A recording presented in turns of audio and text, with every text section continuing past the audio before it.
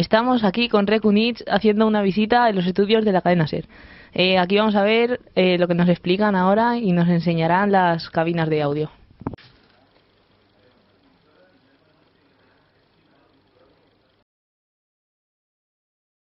Entrevistas telefónicas, bueno, pues necesitamos teléfonos para una cosilla que les puede diferenciar. Este, por ejemplo, tiene reproductores de CD. Es lo que toca. A ver, que había dudas pendientes. Es un poco el canal. Las ventanas. ¿Me podrías decir que es necesario estudiar para trabajar aquí de locutor? Bueno, para trabajar en radio se pueden hacer muchas cosas y se pueden estudiar muchas cosas. Lo principal, y fíjate qué curioso, es estudiar. Es decir, una persona que esté bien preparada para que después en el futuro pueda hacer cualquier cosa. Ya no es locución perfecta como se hacía en las radios de los años 40, que se hablaba así. ¿Y qué función tienes tú aquí en la cadena SER?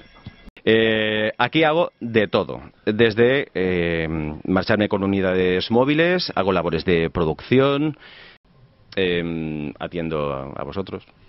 Hay que hacer un poquito de todo.